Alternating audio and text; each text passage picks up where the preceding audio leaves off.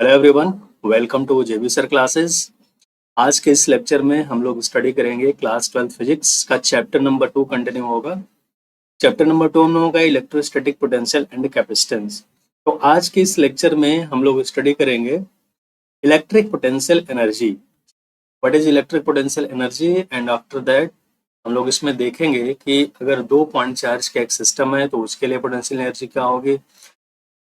3 point charge का system है तो उसके लिए पोटेंशियल एनर्जी क्या होगी, एंड अगर मल्टीपल चार्जेस का एक सिस्टम है तो for that system potential energy कितनी होगी।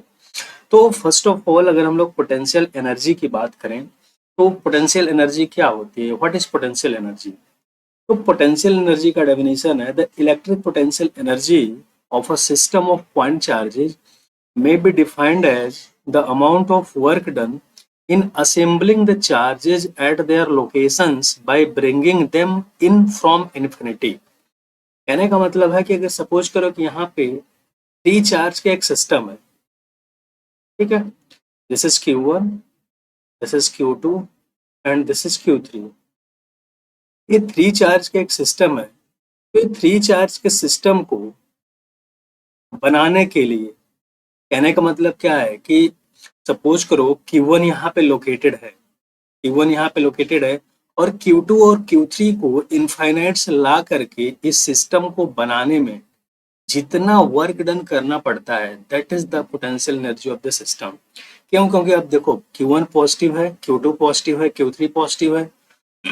अब Q1 यहाँ पे लोकेटेड है, लेकिन जब Q2 को यहाँ पे हम लोग लाते हैं, सपोज करो R12 distance and R13 distance, इस Q2 को R12 डिस्टेंस पे लाएंगे, इस प्लस Q1 चार्ज के कारण Q2 पर फोर्स ऑफ रिपल्सन वर्क करेगा and the same way Q1 के कारण Q3 पर भी फोर्स ऑफ रिपल्सन वर्क करेगा। तो इस रिपल्सन फोर्स के अगेंस्ट में हमको वर्क करके इस पॉइंट पर दोनों चार्ज को ला करके इस तीन चार्ज का एक सिस्टम बनाना पड़ेगा।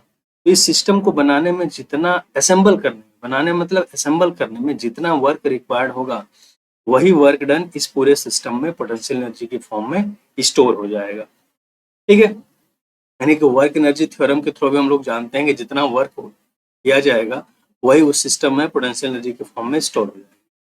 तो बेसिकली हम लोग देखेंगे सबसे पहले कि अगर 2 पॉइंट चार्ज का एक सिस्टम है तो उसके लिए पोटेंशियल एनर्जी क्या होगा।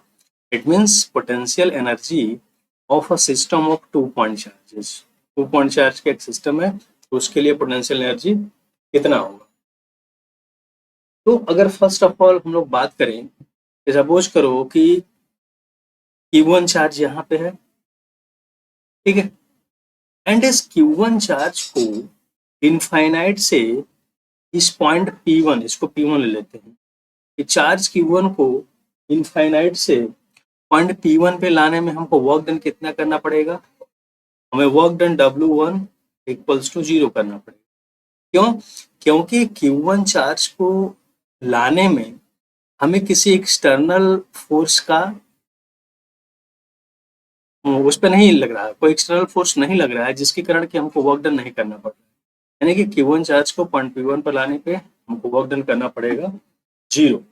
ठीक है, अब अगर इनफाइनाइट से यहाँ पे सपोज करो इनफाइनाइट पे कोई चार्ज Q2 है एंड इस Q2 चार्ज को हम लोग यहाँ पे इस पॉइंट P2 पे लाते हैं, इस पॉइंट P2 पे आते हैं Q2 चार्ज को फ्रॉम इन्फिनिटी, एंड इनके बीच में जो डिस्टेंस हमारा है ये R12 है। यानी कि Q2 चार्ज को इनफाइनाइट से पॉइंट P2 पर लाने पर जो कि Q1 से R12 डिस्टेंस पे है वर्क डन करना पड़ेगा, and that work done will be W2। क्यों? क्योंकि इस Q1 के कारण इसका एक इलेक्ट्रिक फील्ड बनेगा एंड इस Q1 के कारण इस पॉइंट पे इसका एक इलेक्ट्रिक पोटेंशियल होगा।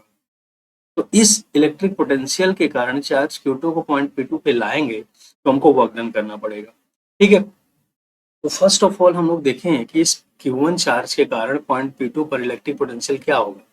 It means electric potential at P2 due to Q1 कितना होगा electric potential, V1 equals to 1 upon 4 pi epsilon naught Q1 upon R12। ठीक है, इस Q1 चार्ज के कारण R12 डिस्टेंस पे पॉइंट P2 पे इलेक्ट्रिक पोटेंशियल होगा V1 equals to 1 upon 4 pi epsilon naught Q1 by R1। And if charge Q2 is moved from infinity to point P2, if charge is moved from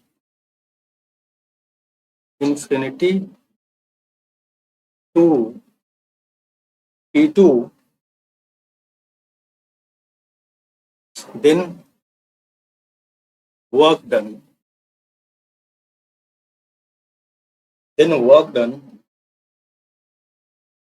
W2 equals to potential into charge,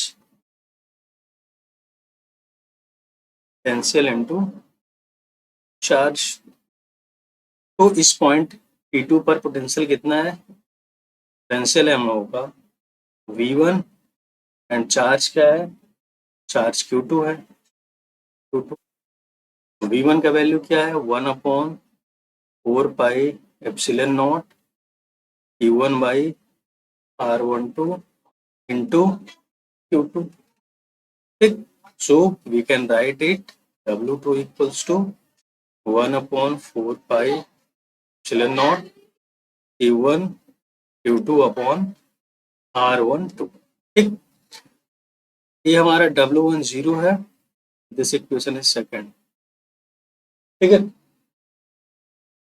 तो total work done कितना हो जाएगा, total work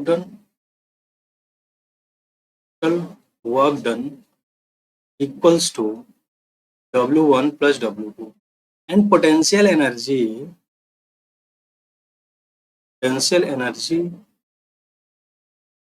U equals to W1 plus W2। यानी कि इस पूरे system को, दो चार्ज का जो सिस्टम बन रहा है, इसको बनाने में जितना वर्क डन हुआ होगा that is equal to the potential energy.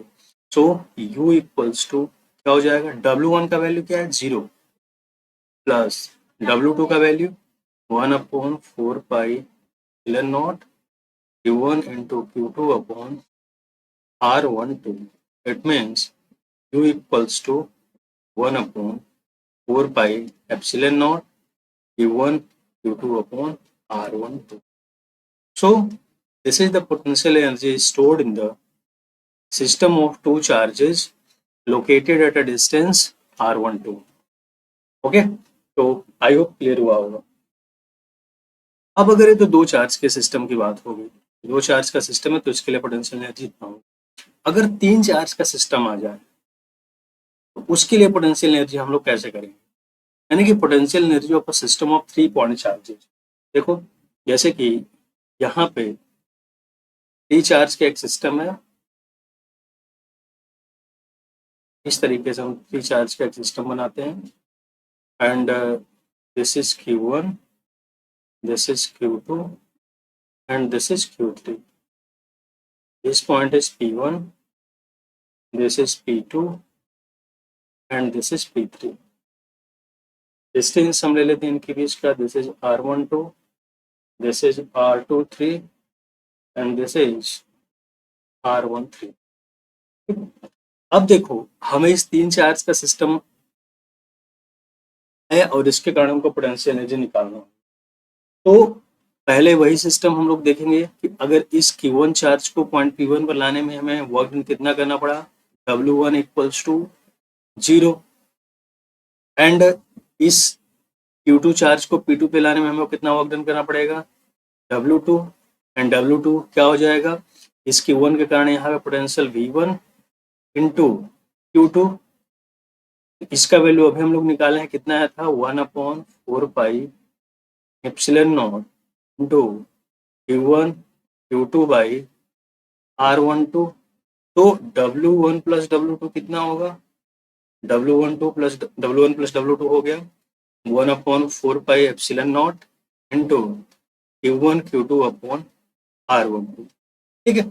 अब यहाँ पे चार्ज Q3 इस पॉइंट P3 पे है, तो इस Q3 चार्ज के Q3 पॉइंट चार्ज पे इस Q1 के कारण कितना वर्क डन होगा और इस Q2 के कारण कितना वर्क डन होगा, इन दोनों का अगर हम लोग निकाल लें तो हमें टोटल वर्क डन निकल जाए, यानी कि W3 अगर हमें निकालना हो तो W3 क्या हो जाएगा, W3 is potential at point P3 due to Q1 and Q2, potential at point P3 due to Q1 and Q2 into क्या कर लेंगे, चार्ज Q3। ठीक है। इस Q1 और Q2 के कारण इस पॉइंट पर पोटेंशियल कितना हो रहा है, इस पोटेंशियल में चार्ज Q3 का मल्टीप्लाई कर देंगे तो work done at point P3 हमको निकल जाएगा। तो W3 इक्वल्स टू कितना होगा, पोटेंशियल की अगर हम लोग बात करें तो ये क्या हो जाएगा, 1/4 pi epsilon not into Q1 by R13 plus Q2 by R23 हो जाएगा। कितना हो जाएगा, इस Q1 और Q2 के कारण इस पॉइंट P3 पे पोटेंशियल इंटू Q3। ठीक है। अब इस Q3 का अगर इसमें मल्टीप्लाई कर दें हम लोग तो क्या हो जाएगा, 1/4 pi epsilon naught Q1 Q3 upon R13 plus Q2 Q3 upon R23। ठीक है। तो this is the work done at point P3 due to charge Q1 and Q2। तो टोटल वर्क डन कितना हो जाएगा, total work done equals to W1 plus W2 plus W3 and यही total work done किसके बराबर हो जाएगा, potential energy. It means U equals to W1 plus W2 plus W3।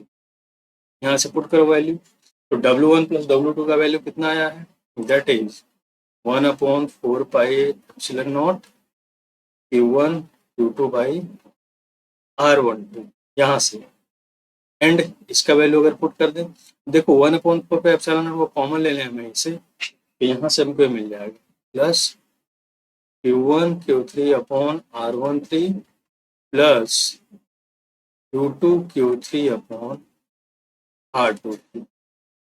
So this is the potential energy stored in the system of 3-point charges. ठीक है। तो इस तरीके से अगर मल्टीपल चार्ज का सिस्टम है तो हम लोग सिंपली पोटेंशियल एनर्जी को निकाल सकते हैं। देखो पोटेंशियल एनर्जी स्केलर क्वांटिटी होती है, तो जब भी हमें पोटेंशियल एनर्जी को चार्जेस के लिए कैलकुलेट करना होगा तो विद साइन हम लोग चार्ज का वैल्यू पुट करेंगे, जैसे कि पोटेंशियल एनर्जी स्केलर क्वांटिटी। तो अगर हमको लाइक चार्ज के लिए निकालना, like charges it means Q1 into Q2 is greater than 0, इसका वैल्यू पॉजिटिव आएगा, तो इसके लिए क्या होगा, पोटेंशियल एनर्जी पॉजिटिव होगा, potential energy positive. And unlike charges